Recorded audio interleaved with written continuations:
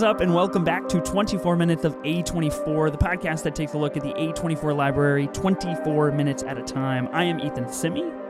And I'm Ben Lawhorn. This week on the pod, we are cleaning pools and talking about trauma as we review the newest A24 movie on Apple Plus TV, Causeway.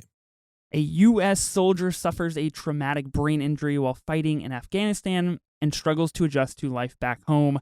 Warning, spoilers are ahead for Causeway, the newest movie from A24. Right to Apple TV Plus came out last Friday, actually. So by the time this pod goes live, it will have been out for 1 week. And I love that we can just stream this. Last week we covered Stars at Noon right on Hulu. I'm loving this new A24 straight to streaming world that we're living in, Ben. This is pretty sweet. Yeah, no complaints from me.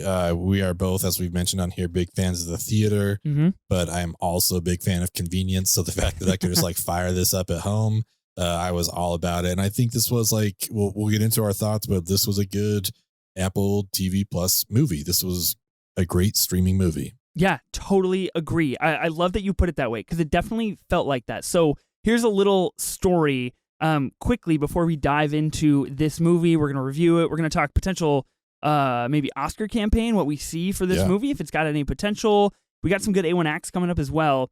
So I went to a Regal mystery movie last night, actually. So we're recording this on a Tuesday. I went to the Monday mystery movie.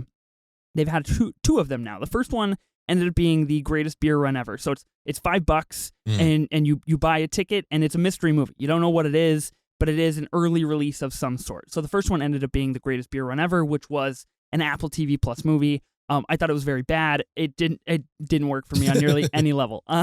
So I went to go see the mystery movie last night, which ended up being another Apple TV Plus movie. So I assume Regal and Apple are just dishing out the checks to each other or something in this situation. They're in bed together.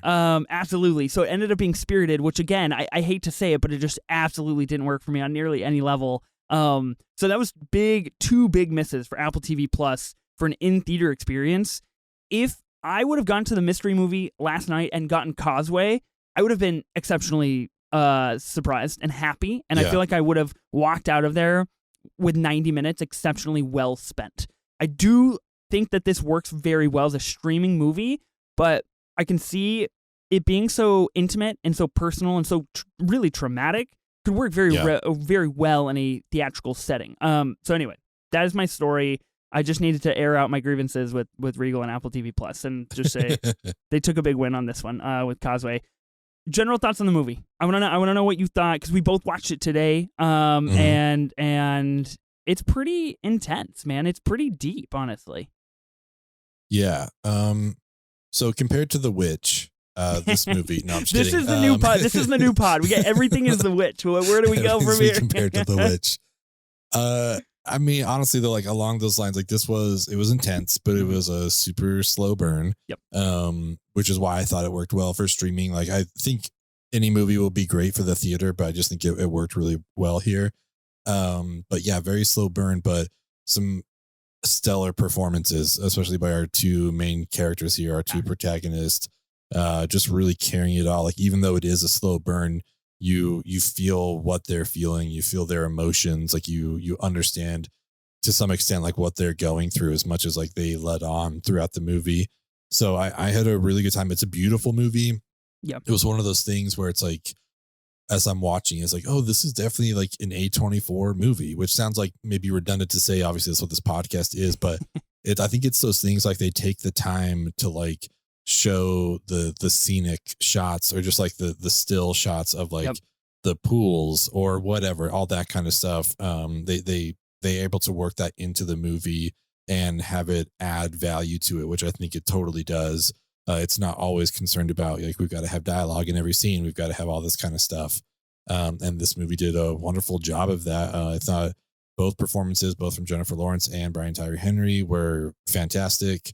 They did a wonderful job. And yeah, I don't know.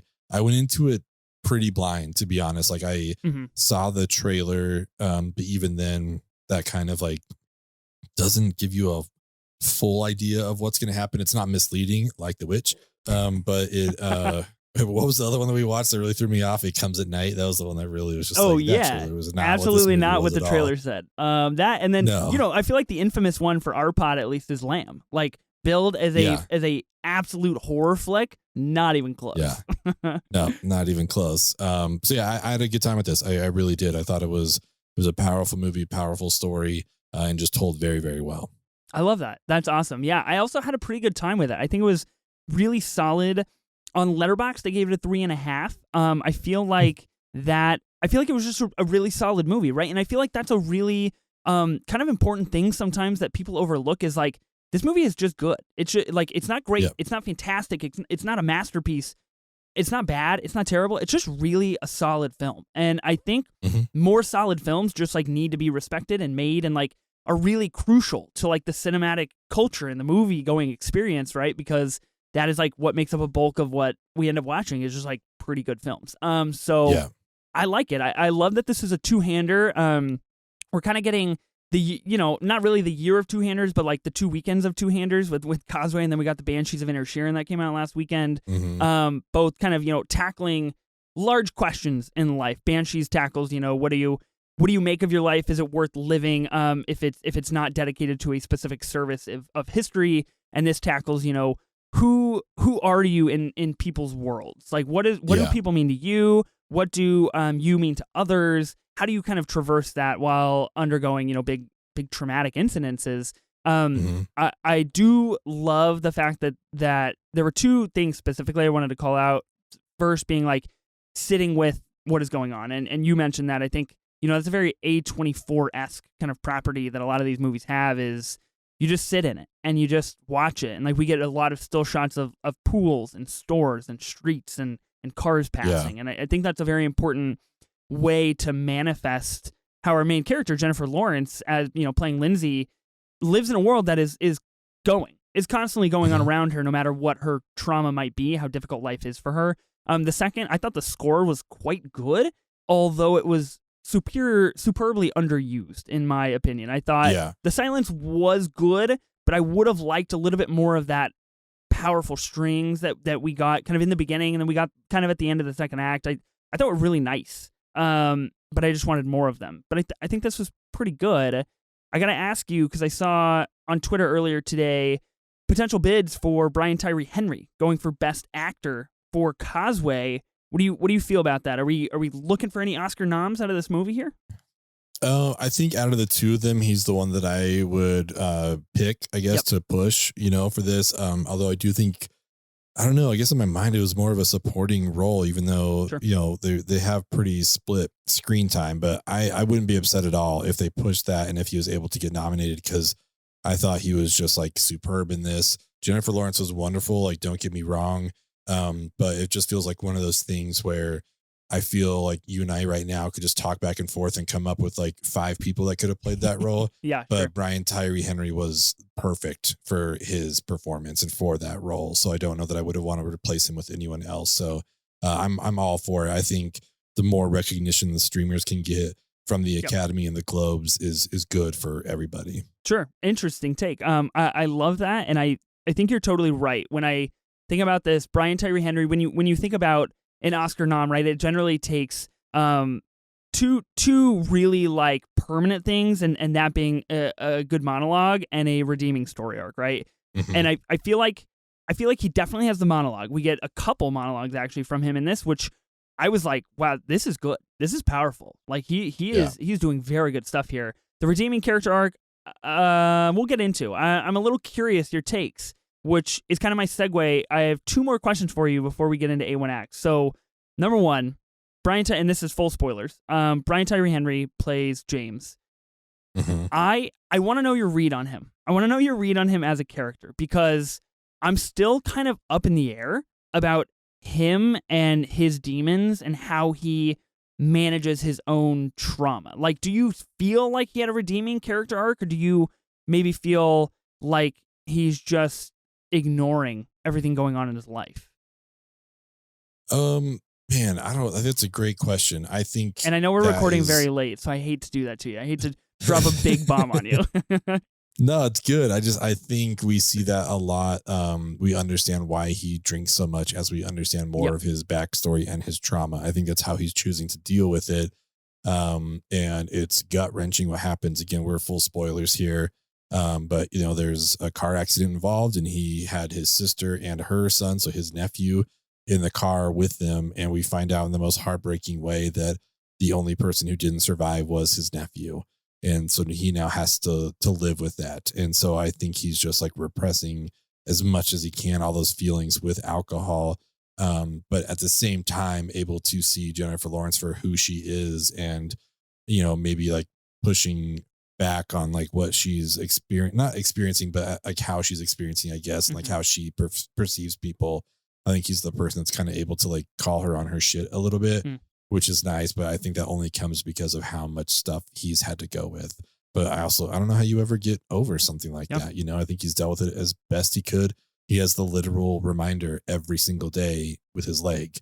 Like Yeah. it's something he will never, ever be able to forget. So, yeah, I think that's where a lot of his like alcohol abuse comes in. Yeah, I think the story definitely succeeded when we kind of get that lead in into the third act. We get that scene with them in the pool, and we're obviously going to talk about it here, where they kind of blow up at each other. They explode, and they're like, they are two traumatized people dealing with exceptionally different traumas in exceptionally different ways and capacities. And I really did like his juxtaposition with like, because I guess that was my struggle, was like, this dude's just a drunk. Like he just drinks and he gets high. Like that is how he deals with that. But also that's the point, right? Like that is how he deals with that. And that is what he does to manage his trauma, while Lindsay, kind of goes the other way and tries to get back to normal, tries to really push herself back to a reality that she wants to be in, which is two very different like ways to handle it. So I like his character arc in that. What did you think of the jump to the future that we get in the very beginning? So we see Jennifer Lawrence for like 8 minutes, 10 minutes, and really get to feel out how she is really struggling with getting healthy and doing things on her own. And then all of a sudden we get a jump in the future. She's coming back from a jog. She's helping bring in groceries. She is totally normal. Did that work for you? It did. I thought it was like an interesting form to like start out the movie essentially with a montage. You know, it's like, here is the backstory and now here we go kind of thing. From that beginning scene where we're just holding on a static shot behind her, assuming she's just like sitting on a bench or something, and then suddenly someone's pushing a wheelchair. It's like, oh, whoa, okay, cool. I didn't expect that. Yep. And so everything is happening from the first thing where she can't even like take the sleeve of her sweater off, you know, to brushing her teeth, everything. And then to show that progression and then get to the point like, oh, she's running now. It's like, okay, cool. We don't know how much time this has been, but we know that she's like making progress, and this is where we're at. Still not perfect, as we find out throughout, you know, the movie, but it worked for me. It was a very effective, you know, a lot of movies could have just started with her leaving rehab or whatever and just been like, I'm better now. But if I think it was good to kind of get an idea of where she was at. And it comes up later on, like with those like snow cone things when she can't hold. It's like, oh yeah, we've experienced this with her before. So it was a good kind of callback and refresher. I felt like the tone worked very well in that first kind of 10 minutes to really set us up, of those very intimate, longing shots of silence, of her staring out at windows, her sitting on beds, but all by herself, like not able to speak to her house nurse, like initially. And I really enjoyed that the first thing she says is, you know, she's talking to her house nurse and, you know, mentions like how something about the house nurse's like husband or something. And she goes, wow, what a miserable life to live. And she's like, wow, I'm so sorry. Like I just say things. And I was like, damn, that is a really smart way to like draw us into her mind and her world of like, she's pretty fucked up and like she's having a hard time getting better. Great segue into our first A1 act here. I just wanted to put the montage on here. She's trying to remember faces. She's trying to write. She's trying to walk, and she's having a hard time with all of them. I felt pretty immediately emotionally attached to that. Do you want to add anything, or should we just keep rolling? No, I mean, I think we said everything we can about it. I agree with you. It tied me to her character instantly. Yeah. Okay, next on the list, we've got that her mom's truck, she's driving around town. It goes bust. She almost gets into an accident. Someone yells at her and essentially says like, "Hey, fuck you, get off the road." I wanted to put this on the list because I feel like this movie continually called back, especially for some reason, and I don't have like a personal connection to any like PTSD, any like vets, anything like that. But I do think it is a really powerful tool to say everybody is going through something different all the time. And that person that yells like, "Hey, fuck you, get off the road," has zero idea that she just suffered like a PTSD panic attack and almost died. Like, could have killed herself. And I think that scene works really well for that specific reason to, like, again, pull us back and be like, "Hey, she's not better. Like, this is a continually ongoing traumatic incident she will always live with." Yeah, and that, I mean, again, like you said, it kind of goes back to the end of the montage too of getting better, because the nurse, the caretaker, is like, "Hey, let's make notes. Like, who's going to pick you up? But, you know, it's just, let's like make these systems for you." And Jennifer Lawrence's character is like, "I'm fine. I'm good. Yeah. Like, I'll be fine, whatever." And then something happens and it's like, "Oh, okay. I wasn't ready for this." You know, like, I'm fine driving a car, but what do I do when like it starts to stutter, you know, a little bit? It's like, then she kind of freaks out. I don't know what happens here. So it was a really interesting way to kind of tie back to that as ready as she may have felt she is, like, the unexpected happens. Yeah. And the same thing you mentioned with the snow, with, you know, the snow cone later on. Like, she hasn't dropped anything all movie, and then all of a sudden drops something. We got the doctor appointment explaining her brain injury. We find out it is a cerebral hemorrhage from an explosion while traveling in a car in Afghanistan. She describes the events in great traumatic detail, and we get this really slow continual zoom on her over the entire monologue. I love that scene. Thought it was really good. Yeah, it was a great monologue. I love the doctor as well. I think he's fantastic every time, you know, we see him in a movie, but it was such that was such a powerful thing to hear her in that one take of just a slow push in of exactly what happened. The guy next to her being on fire, people getting out of the car and just instantly being killed. It's like, what do you do? Like, you have people getting killed in front of you, you know, someone on fire next to you. So it's like, what do you do in that situation? So wonderful story, just told brilliantly through Jennifer Lawrence. Yeah, absolutely frightening. Really, really good telling. Okay, we got a few conversations here because, again, this movie really does rely on, you know, interpersonal conversations for a lot of our storyline and revelations with our characters. Conversation with mom in the kitchen. She ends this conversation by essentially starting to have like some kind of an attack and goes outside and throws up. Her mom, I felt like this was maybe not unexpected, but pretty brutal from her mom to just push her and be like, "Oh, you're visiting? So let's visit. How are you?" And it's just like, holy shit, you're kind of an ass. Like, you're a terrible mother. She's a drunk, right? Like, she is a bad mom, right? Yeah, but I think so much of this movie is about everyone dealing with their trauma in different ways, because I think she's doing the same thing. As we found out, you know, her brother was a junkie and ended up going to prison. I don't know that we ever hear about her dad and what happened there. So this could be the mom just like trying to deal with her stuff as well. But overall, it just felt like this has kind of been her entire life, you know, that her mom has been like this. So, you know, the first time when she's in the bed, the mom comes in, you can just kind of see on her face, like, yeah, this is old news of drunk mom coming home, but I'm just going to like go to sleep. So very cool conversation. And yeah, I think it showed their dynamic. Yeah. 100%. You know, you bring up a good point of like everybody dealing with trauma in their own different ways.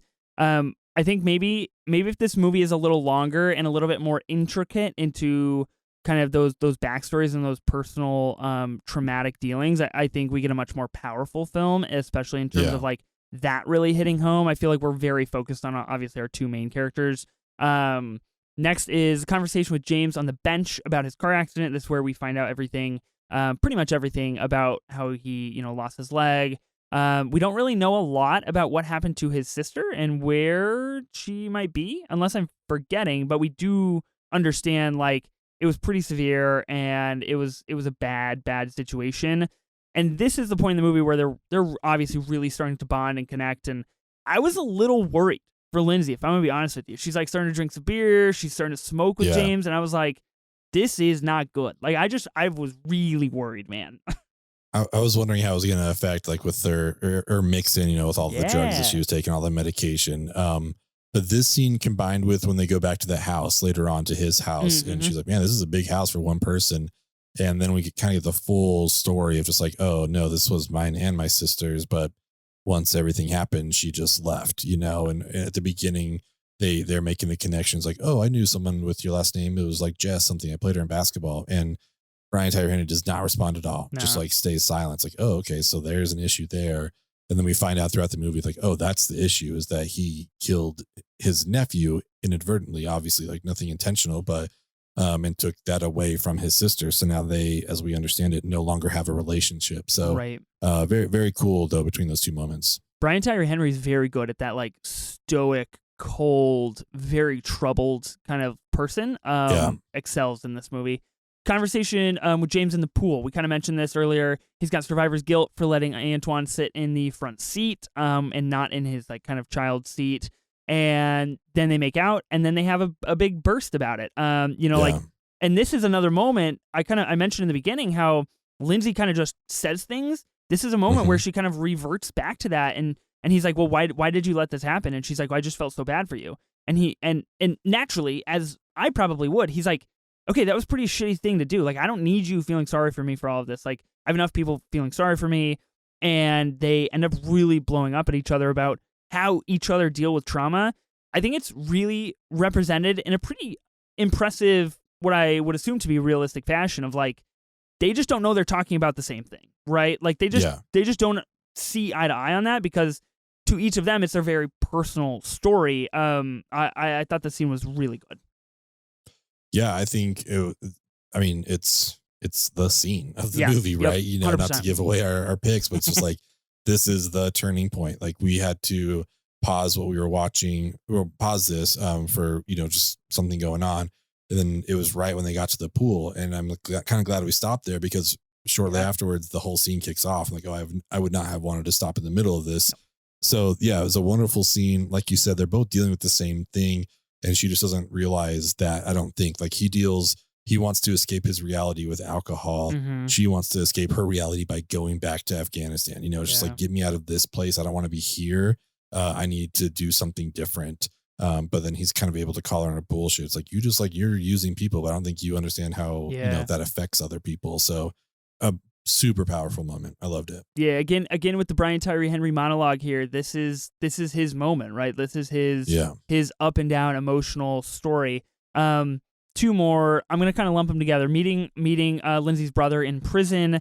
We find out that he is either deaf or chooses to communicate with sign language. And that is how they communicate to each other.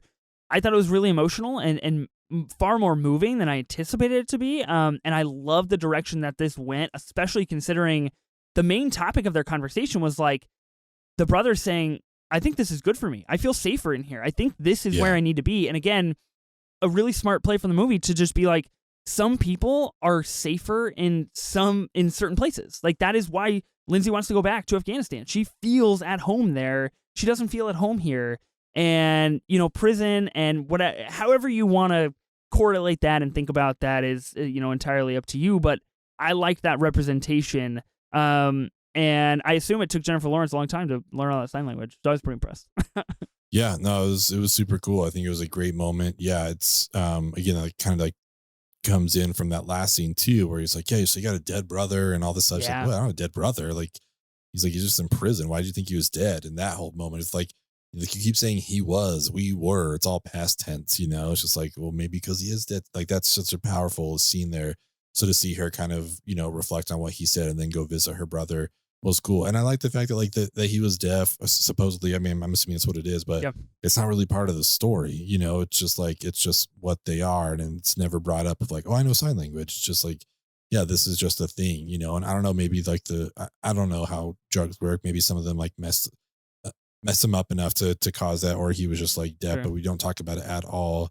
And then we just see that in the scene, but it's a great, powerful scene between them. Yeah. And then we get our final scene.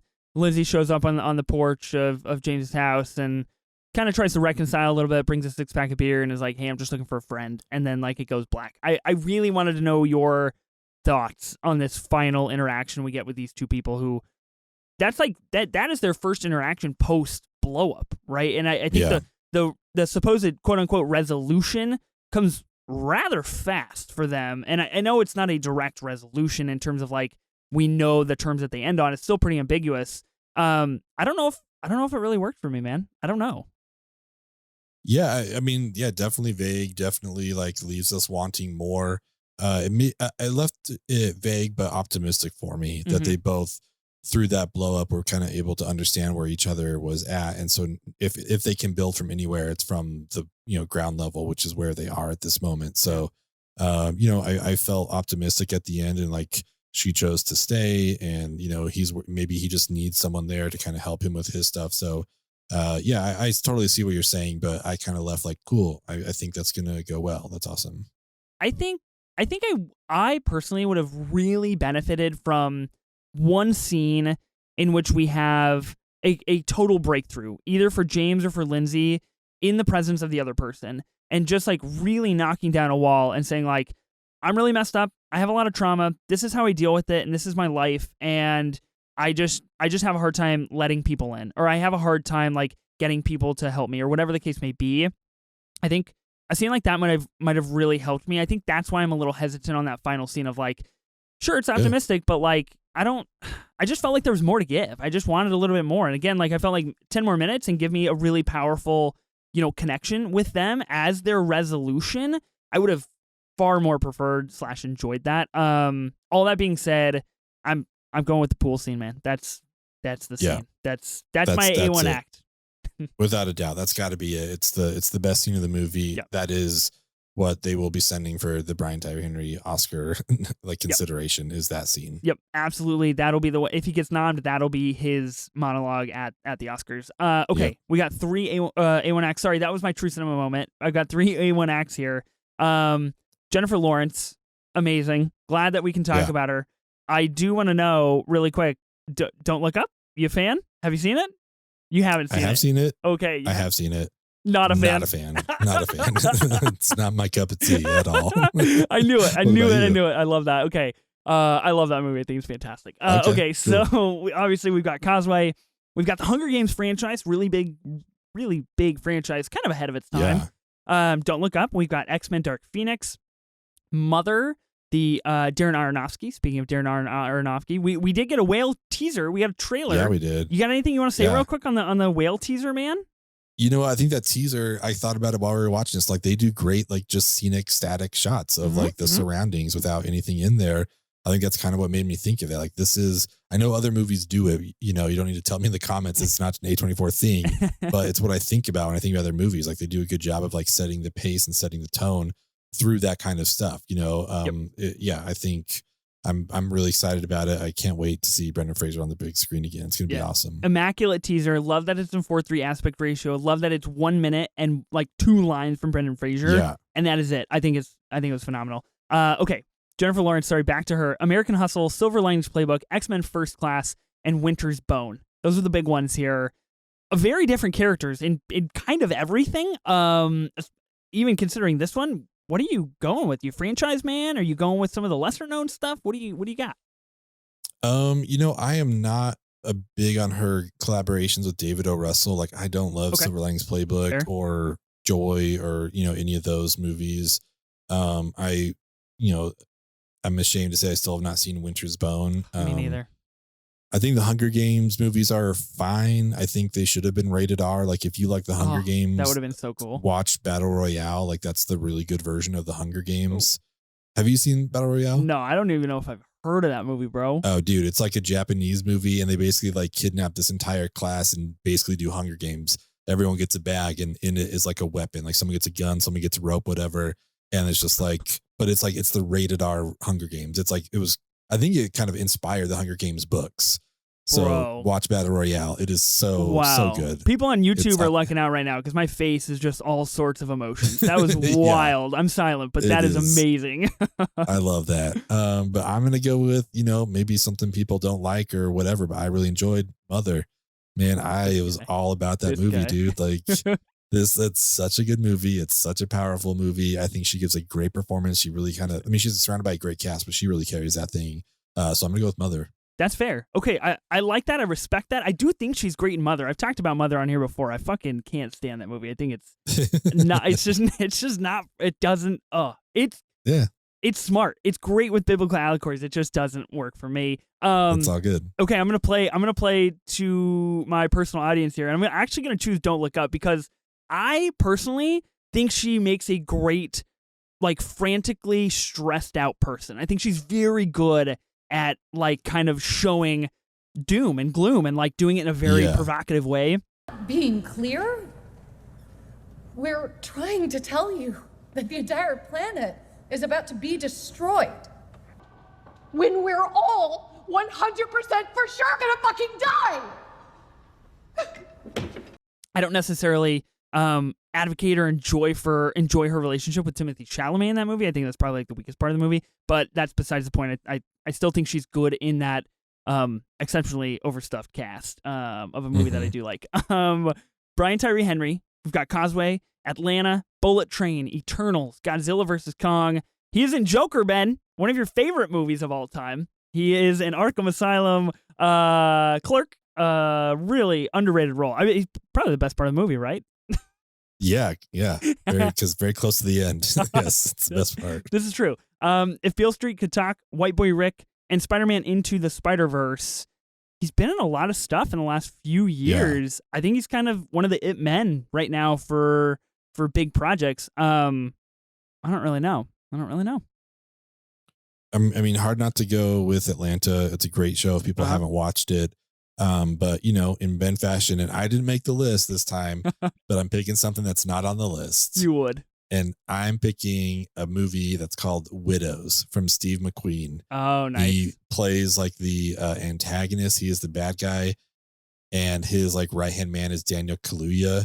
And the two of them, like, I have never been more intimidated by anyone on screen than like Daniel Kaluuya and Bryan Tyree Henry. They both give such great performances in here. Surrounded by a fantastic cast: Viola Davis, Michelle Rodriguez, Elizabeth Debicki, Liam Neeson, John Bernthal, Robert Duvall, Colin Farrell. Speaking of the Batman that you and I were earlier, like, it's a great cast. Carrie Coon, but these two together on screen are wonderful. So I'm gonna go with Widows. Damn, I gotta put that on the top of the list. I have heard Widows is like a supremely underrated flick. I love that. I'm gonna go with something new. Actually, I'm gonna go with Bullet Train. I had a good time with Bullet Train. I think it's a very mediocre film that was about 30 minutes too long, but I had a good time. I was supremely entertained, and his work with Aaron Taylor Johnson, like kind of the two-hander, like brothers, and they got the whole like connection thing going on.